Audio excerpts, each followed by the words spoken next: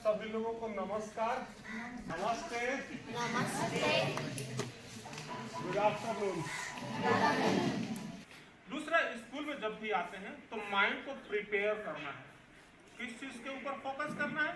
जो टीचर पढ़ा रहे हैं, जो गुरुजी पढ़ा रहे हैं, उस चीज को कैसे हम अच्छी तरीके से उसको कैच कर सकते हैं।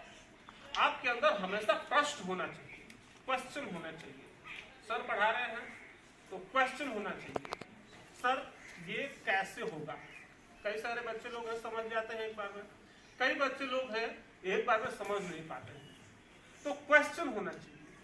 क्वेश्चन करने से हमारा स्किल डेवलप होता है, हमारा माइंड डेवलप होता है, हमारी कैचिंग पावर बढ़ती है, हमारी याददाश्त की क्षमता बढ़ती है, हमारे अंदर ज्ञान का विस्तार होता है। क्योंकि एक मोबाइल के अंदर और कंप्यूटर के अंदर मेमोरी होती है, उसकी कैपेसिटी होती है ना। मोबाइल के अंदर 1 GB 2 GB, आजकल 128 GB और 230 पता नहीं कितना आ रहा है। लेकिन इस मेमोरी का कोई अंत नहीं है। ये भी मेमोरी है जो भगवान ने बनाया है, इसका कोई अंत नहीं है। इसके अंदर कितना हो, हजारों टीवी कितना हो, कितना आप डालते रहिए, सब इसके अंदर सेव होता रहेगा। और वो कैसे होगा? निरंतर जब हम अभ्यास करेंगे इन सब चीजों का। जितना अच्छा अभ्यास करेंगे, जितना अच्छा हम पढ़ाई पे फोकस करेंगे, जो गुरुजी सिखा रहे हैं, गुरुजी ही नहीं, हमारे घर परिवार के अंदर भी अपने माता पिता की जो भी बातें हैं वो सुनना है, उस चीज को जो भी कहते हैं उसको फॉलो करना है। माँ बाप की हमेशा सेवा करनी है, बड़ों का हमेशा आदर करना है ना। इन सब चीजों को हम अगर फॉलो करते हैं तो निश्चित तौर पर, मैं यहाँ खड़ा हूँ, कभी हमारे बच्चे आप लोग मिलेंगे तो कहेंगे कि ठीक है, हमारे गुरुजी ने ऐसे सिखाया था। जैसे हमारे भतीजा हैं, ये भी इसी स्कूल में पढ़े थे, कालेश्वर पांडे। तो ये कहीं ना कहीं गुरुजी भी पहचान गए, ये तो हमारे शिष्य हैं। तो इस सब चीज का फॉलो जरूर करिए। चलो फिर आते हैं योग पे। ये हर किसी के मन में, ये जीवन काल में जो भी करते हैं सब योग है। सुबह से लेकर के शाम तक, सोने को शवासन क्रिया बोला जाता है। तो सब कुछ योग है। पहले समझते हैं कि योग है क्या चीज, योग कहते किसे हैं। धन 1 का योग 2 आता है, तो क्या योग वही है? क्या 6 और 6 + 7 = जो भी आया, क्या वही योग है? योग क्या है? योग हमारे पूरे जीवन को, शारीरिक ढांचा से लेकर के मन को शुद्ध करना, और मन और शारीरिक ये दोनों तरह से चीजों को सही करके भौतिक संरचना के अंदर बैठा हुआ एक परमात्मा स्वरूप, एक ऐसा दिव्य चीज है जिसका परमात्मा से कनेक्ट कराने की प्रक्रिया को योग बोलते हैं, है ना। और योग बोलते हैं। योग क्या है? योगस्य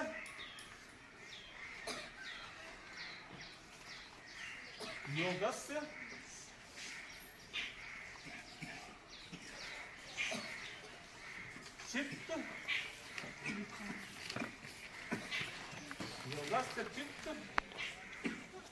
वृत्ति निरोधा।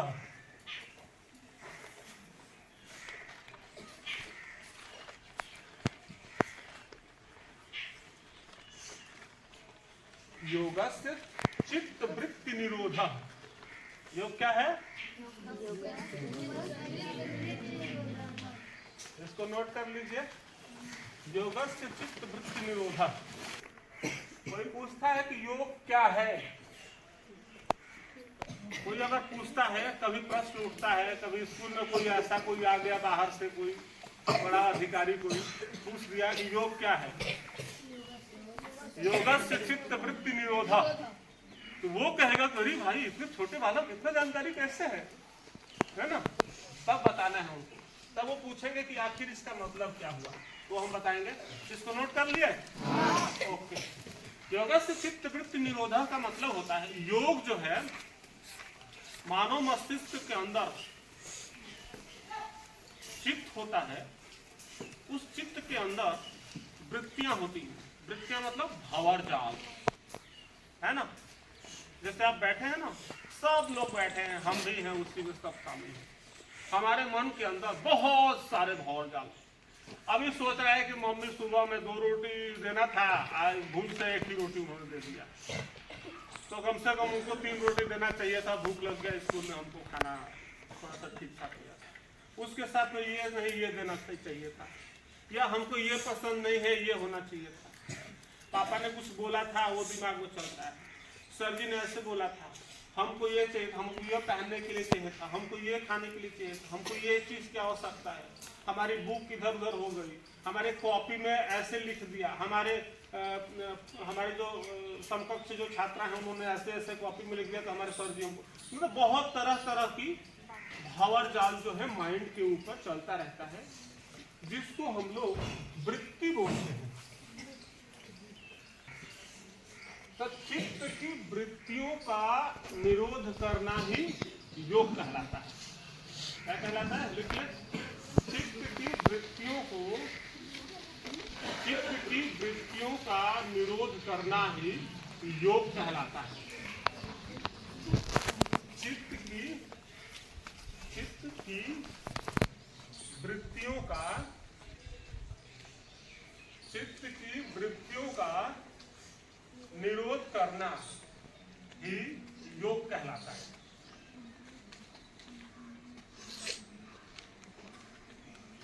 चित्त की वृत्तियों का निरोध करना ही योग कहलाता है। योग क्या है? हाँ, इसका मतलब क्या हुआ? चित्त की वृत्तियों का निरोध करना ही योग कहलाता है। इसके बाद और भी बहुत सारा प्रकार करेंगे, लेकिन वो अगले क्लास में, जब हम फिर अगली बार आएंगे उसमें डालेंगे। दूसरा, योग सूत्र। योग सूत्र की रचना महर्षि पतंजलि जी ने किया था। कौन किया था? महर्षि पतंजलि। महर्षि पतंजलि जी से पहले योग कई भागों में इधर उधर बटा हुआ था। उसको महर्षि पतंजलि जी ने एक योग सूत्र की रचना किया। उस रचना में उन्होंने योग के 4 पार्ट बताए, यानी 4 पार्ट। कौन कौन से पार्ट? पहला समाधि पार्ट,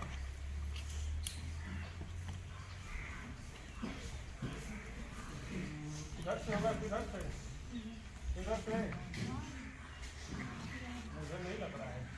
समाधि पाद, ठीक। ये बड़ी की मात्रा है कि छोटी की? बड़ी। इसमें छोटी रहेगी कि बड़ी रहेगी? छोटी। इधर से? हाँ।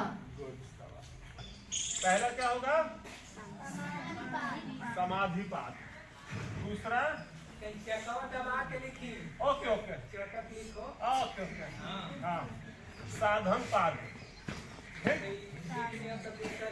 हाँ। दूसरा क्या हो गया?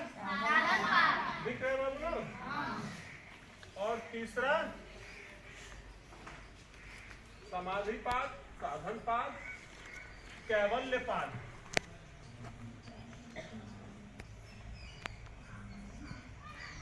कैवल्य पाद,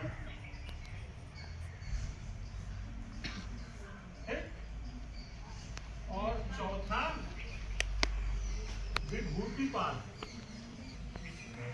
कितने प्रकार के पाद है? समाधि पाद, साधन पाद,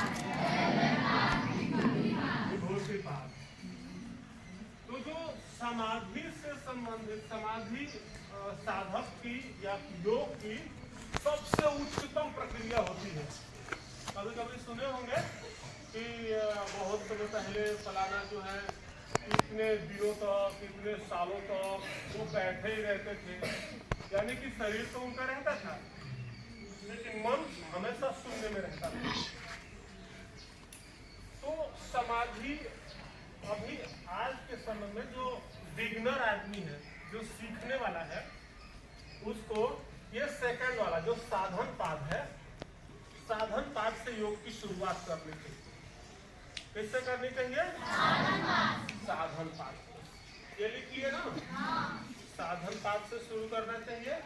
और इस साधन पाद के अंदर पतंजलि जी ने अष्टांग योग की रचना किया। इसके अंदर पहला यम, दूसरा नियम,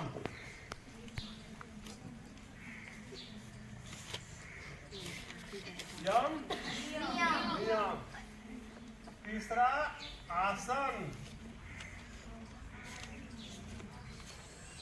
चौथा प्राणायाम,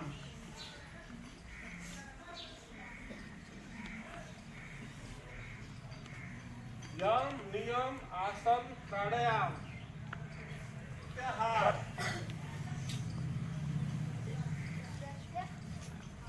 प्रत्याहार, हार है ये, ठीक है ना? प्रत्याहार, धारणा,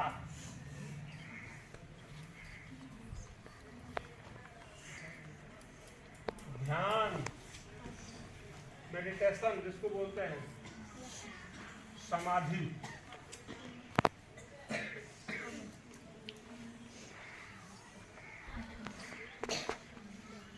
कितने सूत्र हो गए? 2 3 4 5 6 7 और 8। योग के कितने सूत्र हैं? 8। कौन कौन से? यम नियम आसन प्राणायाम समाधि। अब नियम के भी 5 प्रकार होते हैं और इसी आधार पर पूर्ण रूप से योग किया जाता है। तो सबसे पहले कि योग जब हम करते हैं तो उसमें इस यम और नियम, इन 2 चीजों का हमें पालन करना बहुत ज्यादा जरूरी है।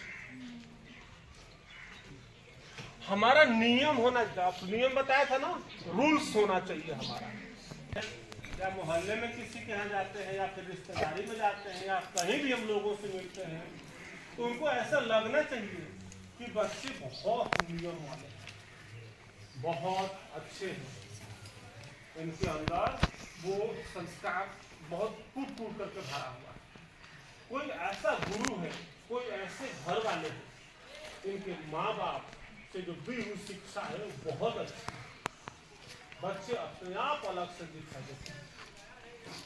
आपने देखा होगा कि इतने ही सारे लोग हैं लेकिन इसमें से कुछ ऐसे बच्चे हैं जिनको पर सबकी नजर होती है और सबसे हट के होते हैं, पता है ना?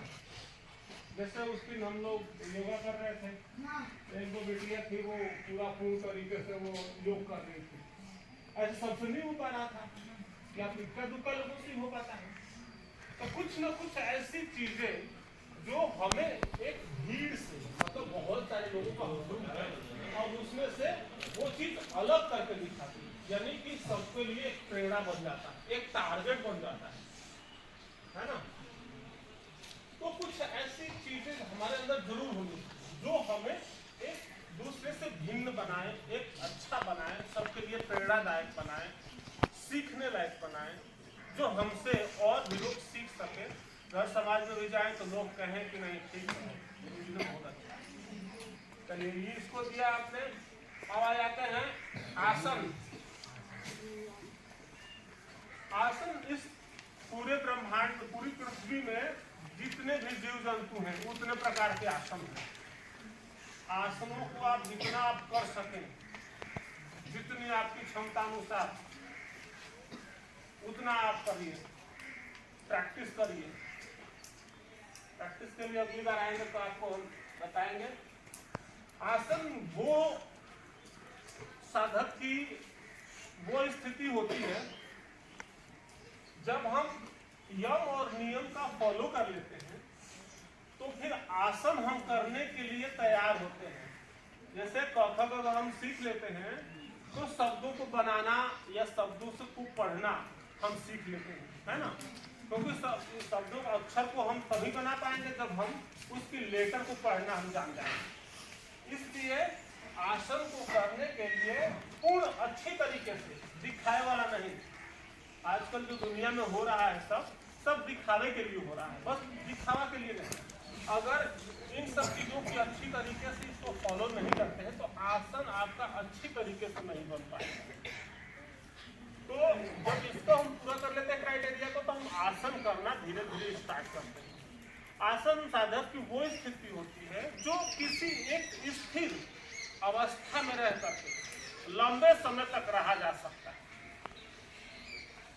इसीलिए हर पोजीशन के बाद आसन लिखा हुआ है, जैसे कमलासन, पद्मासन, सुखासन, बलासन, है ना, शीर्षासन, मयूरासन, हाँ जो भी है, जो भी इसीलिए उसके बाद में आसन लिखा हुआ है। उसका मतलब यही है उस अवस्था में आप लंबे समय तक आप रह पाए। पालती मार के बैठ जाओ बाबू, पालती मार के बैठो, आराम से रिलैक्स बैठो, बोर नहीं हो रहे हैं। ठीक है बालक लोग, ठीक है ना? अभी लंच तो किया ही होगा आप लोगों ने, भूख नहीं लगा होगा। उसके बाद आता है प्राणायाम। प्राणायाम क्या होता है? प्राणायाम अभी आज के समय में सबसे ज्यादा प्रचलन जो है दो ही चीज है। कौन सा? आसन और प्राणायाम। जितने लोग हैं, योग का मतलब आज के समय में इतना ही लोग जानते हैं गुरुजी, आसन और प्राणायाम। आसन हम कर लिए और प्राणायाम को कर लिए, बस हो गया योग। नो, प्राणायाम को करने के लिए, प्राणायाम का मतलब क्या होता है पहले समझिए। प्राणायाम का मतलब होता है हमारी दो प्रकार की वायु होती है, एक शरीर के अंदर प्रवेश करती है, एक शरीर से बाहर निकलती है, जिसको आप लोग साइंटिफिक भाषा में वो क्या कार्बन डाइऑक्साइड और ऑक्सीजन, हाँ कार्बन डाइऑक्साइड और ऑक्सीजन होता है। ऑक्सीजन जाता है और तो उसको योग की भाषा में बोलते हैं, एक अंदर जब जाता है ऑक्सीजन तो उसको बोलते हैं प्राणवायु। क्या बोलते हैं? प्राणवायु। और जब बाहर निकलता है उसको क्या बोलते हैं? अपान वायु। क्या बोलते हैं? अपान वायु। प्राणवायु और अपान वायु। तो प्राणवायु और अपान वायु का सही तरीके से निश्चित समय से उसको लेना, एक निश्चित समय तक रोकना और फिर उसे छोड़ने की प्रक्रिया को प्राणायाम कहते हैं। क्या कहते हैं? आप लिखना चाहे तो लिख सकते हैं। प्राणवायु और अपान वायु, प्राणवायु और अपान वायु, देखिए प्राणवायु और अपान वायु को